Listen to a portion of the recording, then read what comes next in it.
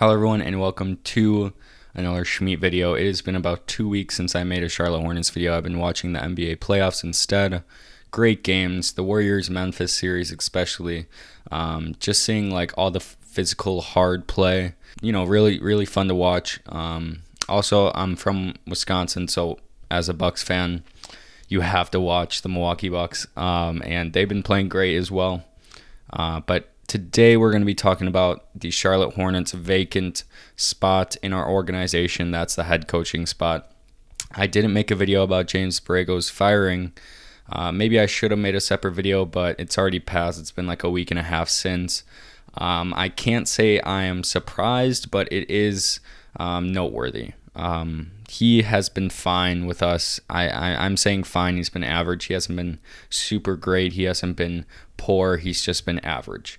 And yeah, you can look at the win-loss records. You can look at player development, but how much of that is just the players doing that on their own, like by themselves in the summers, putting that work in, and how much of that is up to James Borrego? Obviously, the win-loss column has gone up every single year, but the result hasn't. We have been blown out by 32 straight seasons in the play-in, and as a head coach that has a bunch of young guys, has a bunch of young potential, that can happen. I think the Hornets organization, Michael Jordan, and our GM are looking at what the Minnesota Timberwolves are doing, what the Memphis Grizzlies are doing, and are like, okay, those are two great players in Ja Morant and in Anthony Edwards that are young, and they led their team into the playoffs.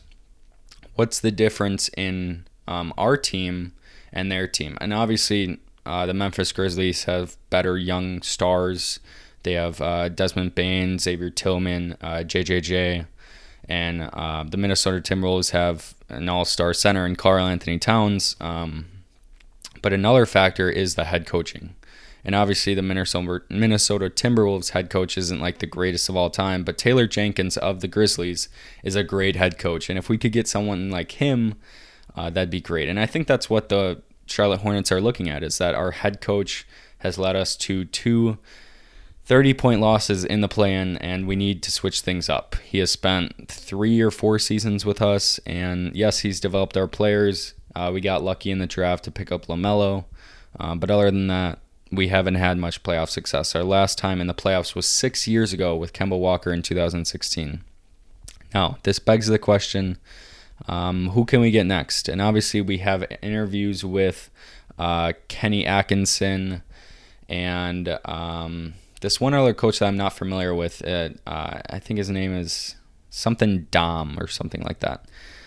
I'm not familiar with who's the right head coach, as in like a specific name, but the type of head coach that I would want is defensive oriented. And obviously Kenny Atkinson was on those Brooklyn Nets teams with D'Angelo Russell. Now he's on the Warriors with Steve Kerr as an assistant coach, but I want a head coach that's defensive oriented. Obviously James Borrego, I don't know if he's offensive oriented or defensive oriented, but he didn't work, right? So our offense was fine last year. We were top 10 in the league in offensive rating, but why I want a defensive-minded head coach is that we were 22nd in defensive rating, meaning the whole year we ranked 22nd in the league in defensive rating.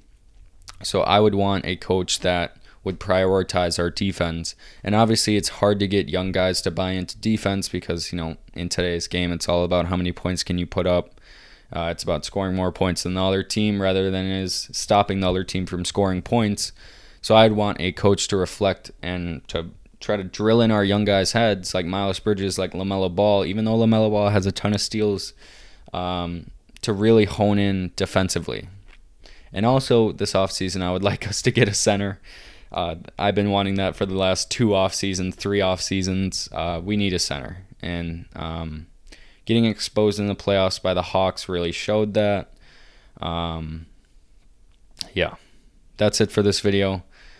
Short-winded video because there's not a lot to talk about. I've been watching, the playoffs instead than, thinking about the Charlotte Hornets. But when the offseason rolls around, mid-June, whatever it is. I hope to see some rumors. I hope to see something go in the Hornets' favor when it comes to free agency, especially a center. Maybe we have another great free agent signing like we did with Kelly Oubre, but yeah, that's going to be it. Thanks for watching.